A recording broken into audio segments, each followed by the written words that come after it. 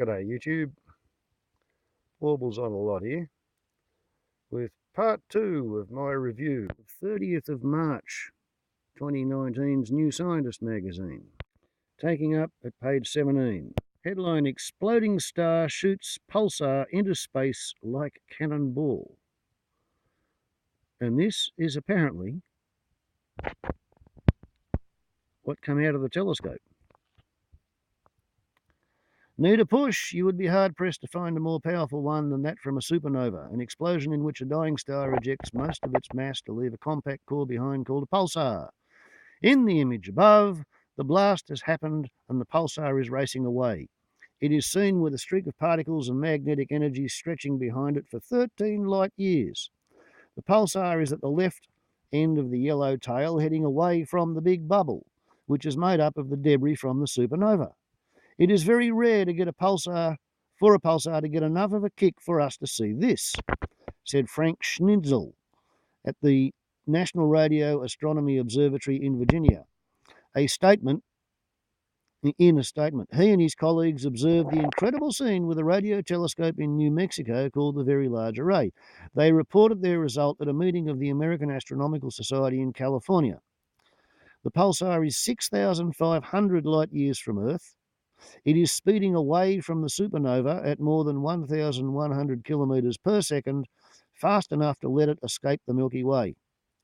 The expanding debris of the supernova initially outpaced the pulsar but slowed as it met dust and gas in the surrounding space. After 5,000 years, the pulsar caught up with the edge of this debris bubble and burst free. It has been another 5,000 years since then, and the pulsar is now 53 light years away from the centre of the bubble. And if you're bright enough and you're interested, you can go to University and they'll train you up so that you can get a job to be paid to figure that sort of stuff out. Isn't that amazing? Okay, moving right along. Sedative may ease harmful memories. A drug used for anesthesia can make upsetting memories less vivid. It may one day be used to help some people with post-traumatic stress disorder, PTSD. Brian Strange at the Technical University of Madrid in Spain and his colleagues found that when people had the sedative propofol, straight after recalling a story, they remembered its distressing elements less well 24 hours later. Studies in animals suggest that when we retrieve a memory, there is a short window afterwards in which it's possible to modify that memory. To see if drugs may play a role, the team asked 50 people to memorise 2 stories with upsetting content a week before they were due to be sedated for medical reasons. Just before being sedated, they were prompted to recall memories of 1 story. Straight after the procedure, half the people were tested on recall of the stories. This group remembered both equally well. The rest were tested 24 hours after having propofol. These people were 12% worse, on average, at remembering emotional bits of the recalled story compared with the one that wasn't recalled. However, they remembered emotionally neutral parts of both stories equally well. And if you're smart enough, you can get paid to figure that one out too. Artificial docs are easily duped into errors. Oopsie. Medical artificial intelligence systems that analyse scans can be easily fooled. Sam Finlayson at Harvard Medical School and his colleagues duped 3 AIs designed for looking at medical images into misclassifying them by simply altering a few pixels. In one example, the team ever so slightly altered a picture of a mole that had been classified by one AI as benign with 99% confidence. It then classified the altered image as malignant with 100% confidence. Despite changes indistinguishable to the human eye, the other 2 duped AIs were for detecting eye damage from diabetes in retina scans and spotting a collapsed lung from an X-ray. Even if the chance of images being altered in a way that fools such systems is low, if medical AIs become widespread, it could lead to many cases of misclassification. Which leads us into skin pigment may make better bionics. Electronic human implants could one day be built with melanin. the pigment in skin and hair, thanks to a process that makes it a better conductor. Clumps of eumelanin, a type of melanin, are typically made up of disordered sheets on top of one another. By heating samples in a vacuum, Paolo Tassini at the Laboratory of Nanomaterials and Devices in Italy and his colleague found that the sheets reordered themselves into a parallel state. This improved its conductivity. If modified eumelanin replaced metals in bioelectrics, it would have the advantage of avoiding an immune reaction. However, it is still a lot less conductive than copper.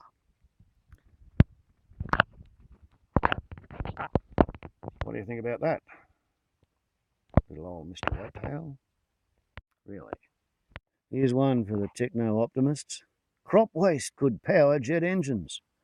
Jetfuel, made from plant waste, could pack more of a punch than standard fuel.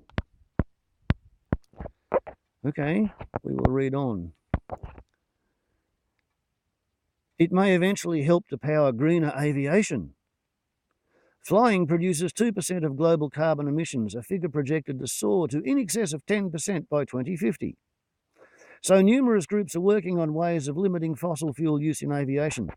Ning Li at the Dalian Institute of Chemical Physics in China and his team have found a relatively simple and efficient way to turn cellulose into polycycloalkanes, compounds which should make an ideal jet fuel.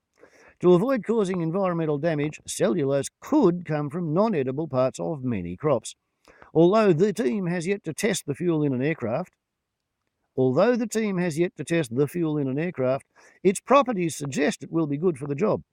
Jet fuels need to pack as much energy into the space of the aircraft fuel tanks as possible and yet still have a low freezing point so it won't freeze at high altitude. Standard oil-derived Jet A1 fuel freezes at minus 47 Celsius and has an energy density of 35 megajoules per litre. Lee says his mix freezes at minus 48, 1 degree colder, and should have an energy density of more than 37 megajoules per litre. He says it should, and he says it should. He doesn't say that it does. There are hitches, though. One is the use of dichloromethane, which is hazardous in the process. An alternative would have to be found, and crop waste is a finite resource. Yep, that's the Dreamers Brigade. Pack of bots slither and change shape, a swarm of robots inspired by living cells. Yeah, okay, great. Bears use mimicry to send a message. Sun bears copy facial expressions to communicate, something we usually associate with people and great apes. A team at the University of Portsmouth, UK, studied 22 sun bears at the Bornean Sun Conservation Centre in Malaysia. In total, 21 matched the open-mouthed expressions of playmates during face-to-face interactions, with 13 doing so within 1 second. Quote, mimicking facial expressions of others in exact ways is one of the pillars of human communication, unquote, says Marina de Villa-Ross, who was part of the team. Quote, other primates and dogs are known to mimic each other, but only great apes and humans were previously known to show such complexity in their facial mimicry, unquote. Sun bears have no special evolutionary link to humans, unlike monkeys or apes, nor are they domesticated like dogs. The team believes this means the behaviour must also be present in other species. While the bears prefer a solitary life, the team says they engage in gentle and rough play and may use mimicry to indicate which type of play they are interested in. Fascinating. No porn, please. We're British. UK is set to go ahead with restrictions on online pornography that could end up being a privacy nightmare.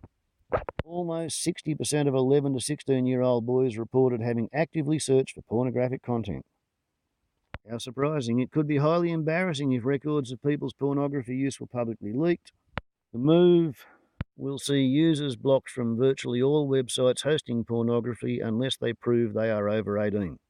Internet users may use anonymity software to avoid the porn block. Here's the guts of it. In sort of pale blue is yes, I was aware. In orange, brick red is no, I was not aware. General population, 24% were aware that this thing was in the pipeline. 76% had no idea. Next bar graph down, use pornography every or most days. 47% said yes, 53% said no. 1 to 3 times a week, 48% said yes, 52% said no. So that's the same 40-50%, more or less, I guess. Once or twice a month, 33% said yes, 67% said no. Less than once a month, 33% said yes, 67% said no. That's probably the same mob voting twice, I think, perhaps. Never ever use pornography, 15%. 85% said that they have used it or they do use it at some point.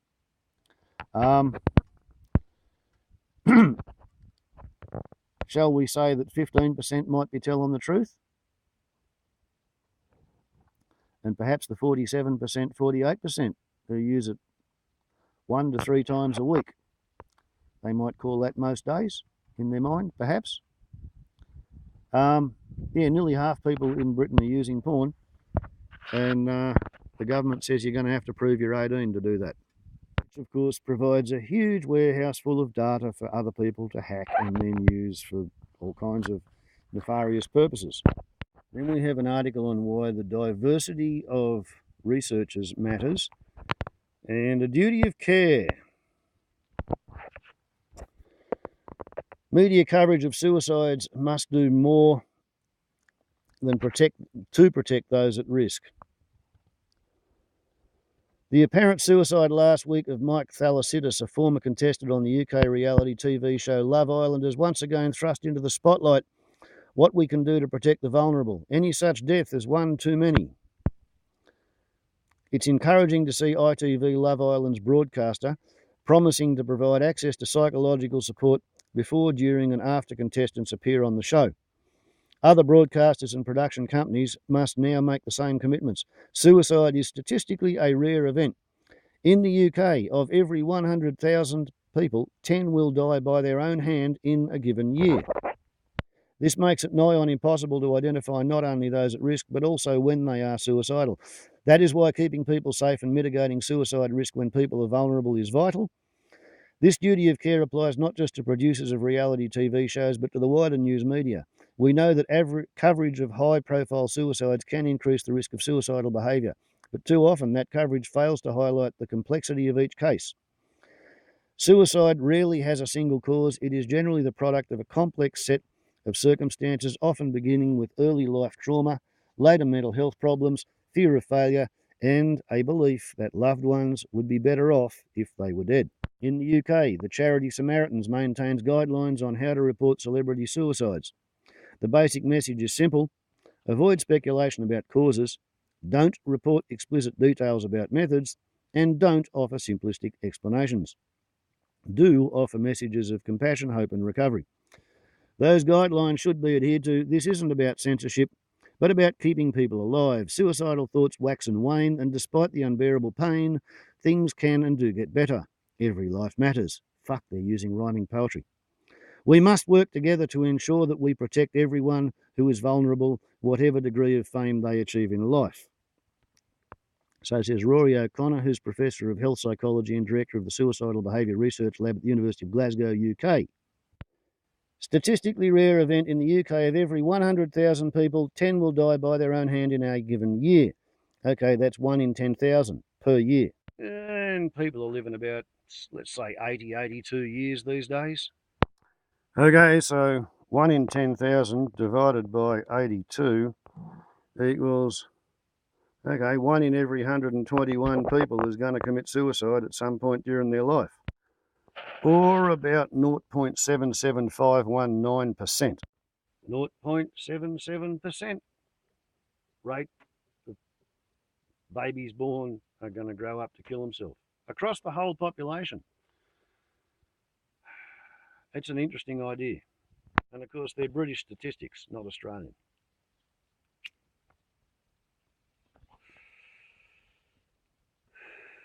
But anyway, once again, we are on the upload limit.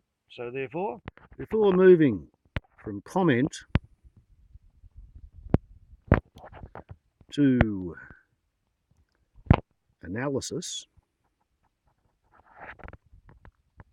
I'm going to have to stop this video and restart a new 15-minute segment where happenstance permits that we can update 30 March's article with a little bit out of the 6th of April, which is on very much the same sort of topic. So, come back later to see part 3.